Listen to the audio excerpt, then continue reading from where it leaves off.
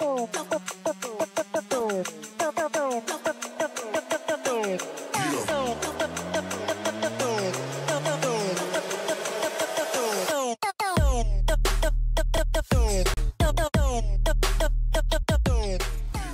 to DRC Live, powered in part by the Denton Record Chronicle and Classic of Denton. Hi, I'm Lucinda Breeding. I'm the features editor at the Denton Record Chronicle, and I'm Jenna Duncan. I'm the business editor over at the Denton Record Chronicle, and this is our weekly show, DRC Live. Welcome. Woo, Cindy's welcome. back. Yes! Yay! I was really ridiculously sick last week, so I appreciate you not letting me interrupt you. It was morning announcement style, and then I felt weird pressure about how I was breathing, and I was like, I should never do things alone. This is not good for me. But it's character building. Yes, when yes, you it do is. things out of your Yeah. comfort zone. It's true. So since we missed you last week, how about you start us off Yes. with what's happening this weekend? Yes. Well, guys, we're moving into spring, and spring in Denton means music. And allergies. Yes. Oh my gosh. We were just complaining about that. Sorry. That's yes. why my nose is red. For all of our readers and listeners who are suffering, who are almost just enshrined and used crumpled Kleenexes, we feel your pain. So feel better. We identify with you. Yes, very much so. No, so, music and festivals. So 2 major things happening this weekend. Mm-hmm. We have a festival. We had Denton Black Film Festival, and this weekend is the 34th annual Texas Storytelling Festival. Yes. If you're new to Denton or you have just never heard of the Storytelling Festival, it is exactly what the festival name suggests. This is a fest. It starts on Thursday night with ghost tales, and if you are into, horror, thrillers, ghost stories, you want to check this out. And this is part of the festival's free programming. Oh, yay. Yeah. So you can go to, I believe Ghost Tales is going to be at the Denton Women's Club building over on Oakland. That's like sort of a new thing this year. This year's Storytelling Festival will have storytellers. Some of them are merging, several of them, a lot of them actually professional storytellers. They'll be in 3 different venues for this festival. At the Denton Seniors. I'm used to it at just the Civic Center. So Yes. this is a switch. Yeah, this is a switch. And over the years, the State Storytelling Festival, which has been here in Denton for over 3 decades, it's been in Quakertown Park under tents. It was over at Hubbard Hall on the Texas Woman's University campus. Then it moved over close to the middle of town, not that far from Texas Woman's, but over at the Civic Center. But this year, they're going to be having, everything from stories, workshops, classes, and music in the Denton Senior Center, which is 509 North Bell Avenue. Then at the Women's Club building, which is over on Oakland near Emily Fowler Central Library, which is their 3rd location. We will have a full schedule in the Denton Record Chronicle tomorrow in Denton time, and it'll probably be online in the next couple of hours. Yeah. And under each day, Thursday, Friday, Saturday, and Sunday, we lead with free programming. So if this is not something that you've been to before and you just kind of want to sample it, or if you just want to take advantage of very family friendly, except for maybe ghost tales. Some of these ghost tales are creepy. Really, really creepy. So just know that if you're going to take the kids, make sure that, you're either going to be up all night or, you have a kid who loves ghost stories.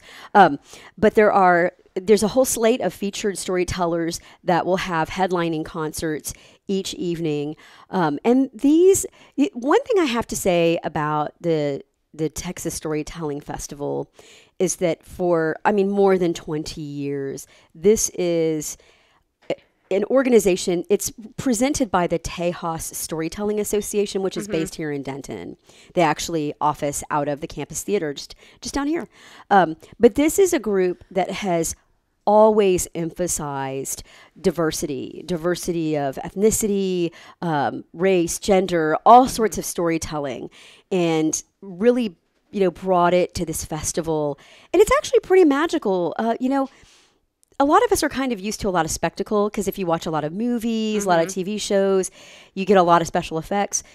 This is generally a person, a microphone, and an audience with the spoken word. And there's always through this festival been music. There a lot of storytellers use music and sometimes puppets and whatnot to sort of augment what they do. But it starts on Thursday. It runs Friday, Saturday, and Sunday. What's always one of my favorite days for the Storytelling Festival because they have a major concert called Sacred Tales. And so if you like to have some of the sacred, whether it's Christian, earth-centered, mythological, they do a really, really wonderful job of having sort of that sort of transcendent type of program on Sunday.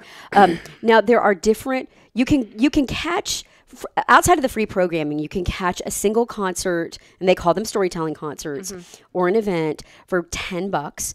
But you could also get passes. There actually is a kind of a big price structure because if you are a member of the Tejas Storytelling Association, you're going to get a discount on the paid programming. So there's a big price structure. I'm not going to throw it all out here and scatter shoot it to everybody, but it will be in our full schedule, and we'll be able, if you look on our website, we'll actually link to the registration. Though you should be able to, walk up to those venues and get a ticket. I'm not sure if they're doing all registration at the Women's Club building. That's where it's going to be on Thursday. So, but everything's relatively close together around Quakertown Park. Walkable. Yeah, very walkable. And as you know, that part of town, you can kind of struggle to find parking sometimes. Yes. So do consider, parking and, walking and just giving yourself some time for that. So Storytelling Festival opens this weekend with free programming, with paid programming. Check out our story in tomorrow's Denton Time and the Denton Record Chronicle. The other big thing happening this weekend is She-Rock. This is I'm so excited. I know. I'm looking forward to this. International Women's Day is coming up this weekend, and Friends with Benefits and some other nonprofits have put together a 2-day basically concert festival. And it's got some, very really good names like Sarah Jaffe, Lardy B. I'm actually really interested in Lardy B. This is a hip hop artist, I believe, based out of Dallas, who kind of she sort of positions herself as a parody of Cardi B. Oh my god! But I think there's more. I think there's more to it than that. I think I've been watching her videos and listening to her music, and I'm like, no, this girl can rap. And she's got something to say. So Lardy B is the headliner on Friday night, and Sarah Jaffe is the headliner on Saturday. You can get a Friday pass for $15, a Saturday pass for $15. If you want to get a 2-day pass, it's $25. And this is all going to be at Backyard on Bell. So you'll have some food trucks around you, all that kind of good stuff. And so check that out. It's going to be music by women. A lot of them local. Yay. And then you've got our Sarah Jaffe concert and Lardy B. So check it out. And the proceeds of She-Rock benefit, I'm going to have to look. It's benefiting it's a women's veterans association based here in Denton. And they have a project going on right now to provide transitional housing for homeless female veterans. So not only will you be getting woman driven. Yeah, so not only will you be seeing some great music by female artists from the Metroplex in Denton, but you'll also be contributing to getting homeless female vets off the street. Yay. So check it out, Friday and Saturday. I love it. Well, okay, my stuff is more forward looking on the business side. We have 4 businesses that are going to open on the downtown square in April. Which is crazy to think about. I mean, normally you get something new on the square maybe 2 or 3 times a year. Yeah. So this is pretty big. Most of it is related to rebuilding from the downtown fire.